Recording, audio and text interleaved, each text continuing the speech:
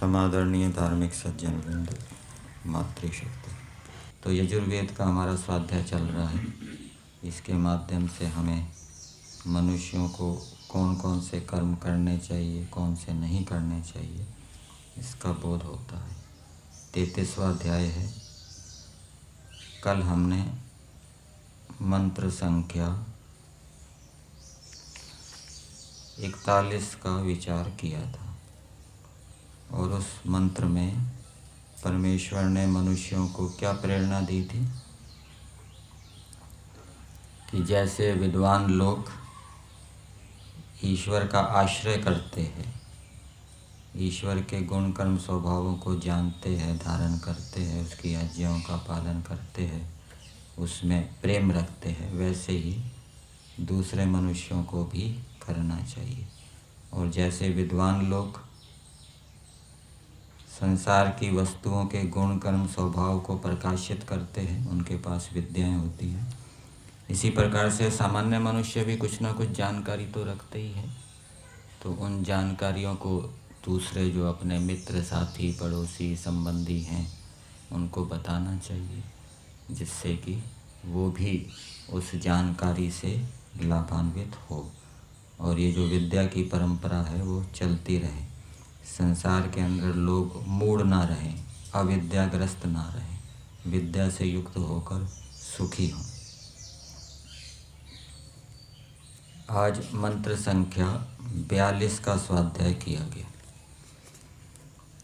मंत्र है अद्या देवा उदिता सूर्यस्य निरंहसः पिप्रीता निरवद्यात् तन्नो मित्रो वरुणो माम हन्ताम अदितिः सिन्धुः पृथ्वी उत द्युः।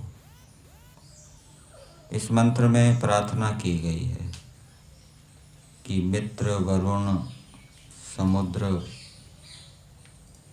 हमारा साथी, श्रेष्ठ मनुष्य, अंतरिक्ष, पृथ्वी हमारा सत्कार करें।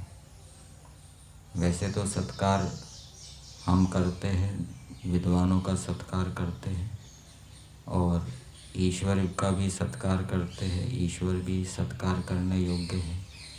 लेकिन यहाँ पर यह प्रार्थना की है कि हमारा मित्र, श्रेष्ठ मनुष्य, पृथ्वी, अंतरिक्ष आदि हमारा सत्कार करें। इसका क्या तात्पर्य है उसको हम समझेंगे। इस मंत्र का विषय दिया है भूमिका में, विद्वान लोग कैसे हों, विद्वानों को कैसा होना चाहिए, ये इस मंत्र के अंदर बताया।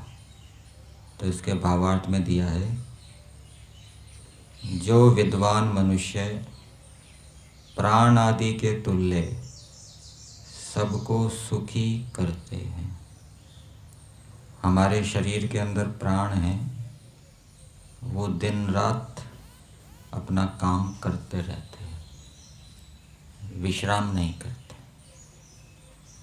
इसी प्रकार से सूर्य है, वो भी दिन रात काम करता रहता है। यहाँ रात है तो पृथ्वी के दूसरे हिस्से में दिन होगा, वहाँ सूर्य के माध्यम से प्राणी लाभान्वित होंगे। तो जैसे सूर्य हर समय संसार को सुखी करता रहता है, लाभान्वित करता रहता है, जैसे प्राणियों के शरीर के अंदर प्राण दिन रात काम करते रहते हैं। अथवा ईश्वर को ले लीजिए, जैसे ईश्वर है, ईश्वर कोई विश्राम तो करता नहीं। जब से सृष्टि हुई है दिन रात ईश्वर सभी प्राणियों के सुख के लिए लगा हुआ है। इसी प्रकार से जो मनुष्य प्राण सूर्य या ईश्वर के तुल्य सबको सुखी करते हैं, मतलब कि दिन रात उनके सुख के लिए लगे रहते हैं और अपराध से दूर रखते हैं, और दूसरों को अपराध से बचाते हैं, वो अपराध ना करें, अथवा कोई अपराध करता है तो उसको दंड देते हैं जिससे कि उसका सुधार हो।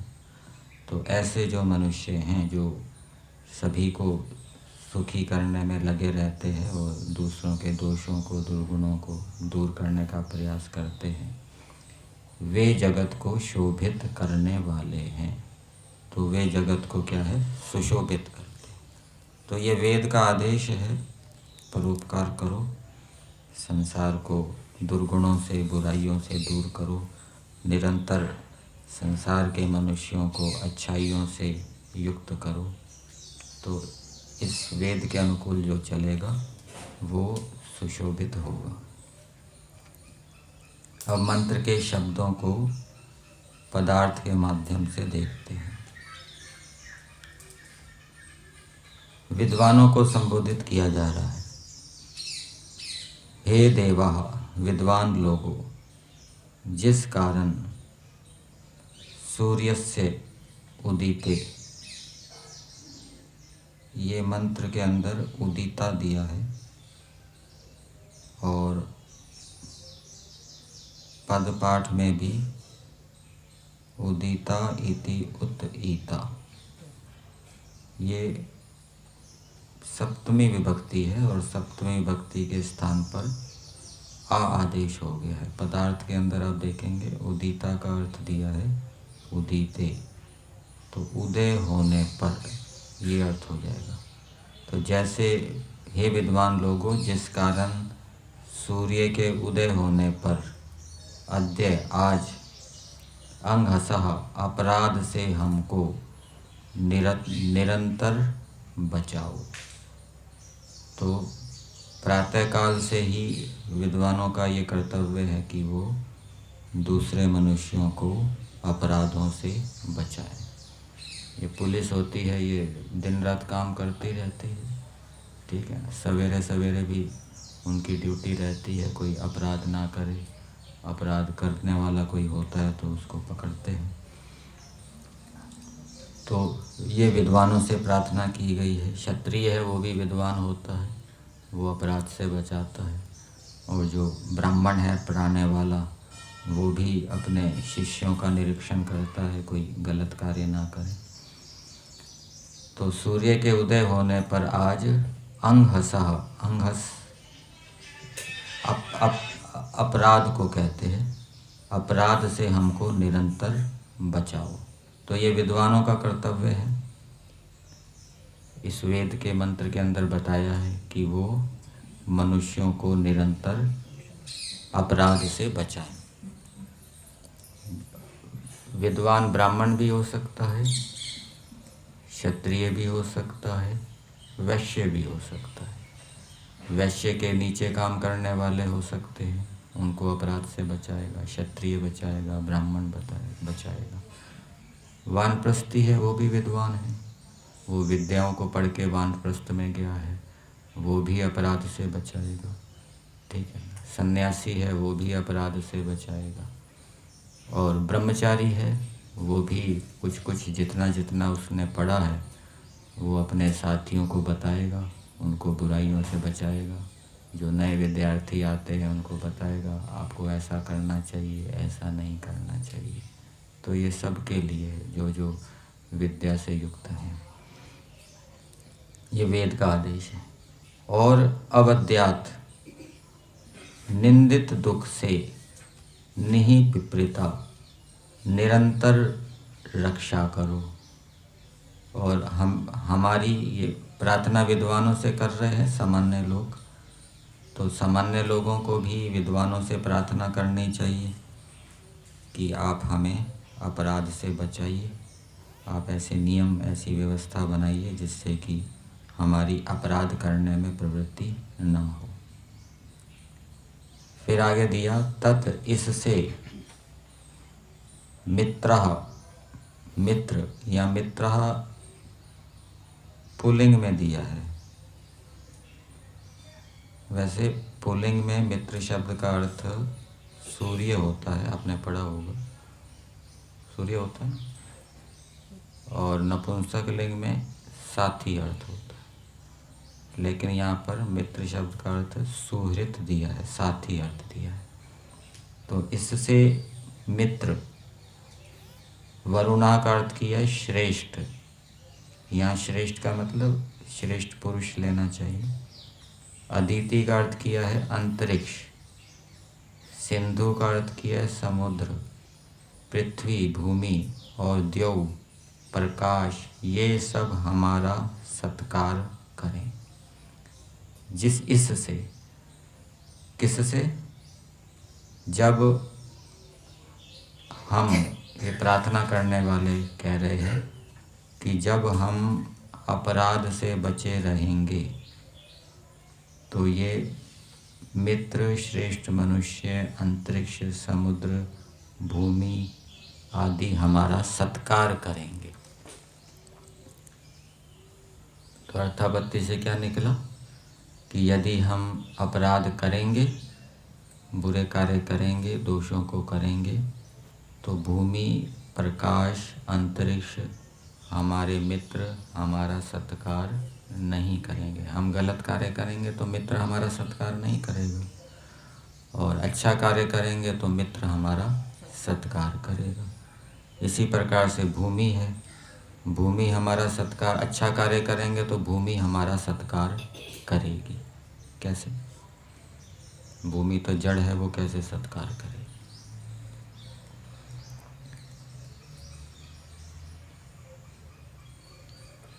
सत्कार करने का मतलब है सुख देना, और तिरस्कार करने का मतलब क्या है? दुख देना। आपने एक मंत्र पढ़ा होगा, सुमित्रिया न आपा औषधया संतु दुर्मित्रियास्तस्मै संतु योस्मान द्वेष्टि यम च वयम द्विष्मा। तो जो धार्मिक व्यक्ति होता है उसको श्रेष्ठस्थ पदार्थ मित्र के समान सुख देते हैं, अर्थात उसका सत्कार करते हैं। और जो अधार्मिक होता है उसको श्रेष्ठस्थ पदार्थ शत्रु के समान संताप देने वाले होते हैं। शत्रु उसके लिए शत्रु के समान होते हैं, उसको संताप देने वाले होते हैं। और संध्या के मंत्रों में भी पंचमा यज विधि में आपको मिलेगा, ईश्वर के गुण और रचे हुए पदार्थ श्रेष्ठों की रक्षा करने वाले और दुष्टों को संताप देने वाले हैं। तो यदि हम अच्छे कार्य करेंगे तो ये भूमि, समुद्र, प्रकाश आदि हमारी रक्षा करेंगे। कैसे रक्षा करेंगे?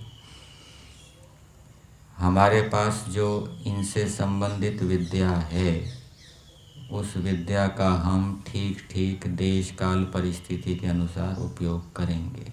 स्मृति भ्रंश नहीं होगा, बुद्धि में भ्रम उत्पन्न नहीं होगा।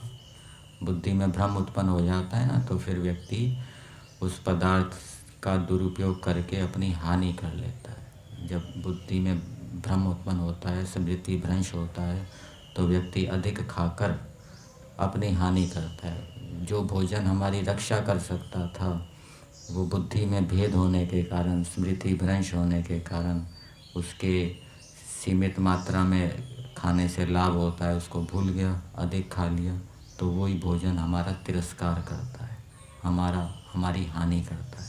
सीमित मात्रा में खाएंगे, हितभुक मितभुक रितभुक खाएंगे तो वो भोजन हमारा सत्कार करेगा, और इस नियम का उल्लंघन कर देंगे तो वो तिरस्कार करेगा। ऐसे ही भूमि है, सूर्य है, समुद्र है।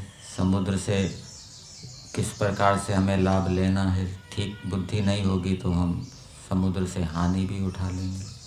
समुद्र में जाते हैं ना कई व्यक्ति घूमने के लिए, समुद्र देखने के लिए, कई डूब भी जाते होंगे, लहरों की चपेट में आ जाते होंगे। कब जाना है, कब नहीं जाना, ठीक है ना। समुद्र के पानी का प्रयोग कैसे करना है, पीना है नहीं पीना, स्नान करना है उसमें नहीं करना, कितना करना है, तो ये सारी बातें कब याद होगी? जब हमारी बुद्धि ठीक काम करेगी, जब हम अच्छा आचरण करेंगे, अपराधों से बचे रहेंगे, तो जो जो हमने विद्याएं जानी हैं वो उपस्थित रहेगी और उससे हम इन पदार्थों से अपना लाभ उठाएंगे।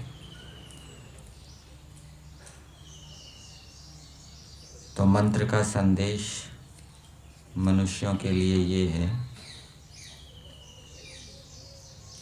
कि मनुष्य लोग, वैसे विद्वानों के लिए कहा गया है मनुष्य भी जो जो जितनी जितनी विद्या जानते हैं उतने उतने अंश में वो विद्वान हैं, तो वो अपनी विद्या के माध्यम से दूसरे मनुष्यों की रक्षा करें, निरंतर उनको बचाएं, उनको दुखों से बचाएं।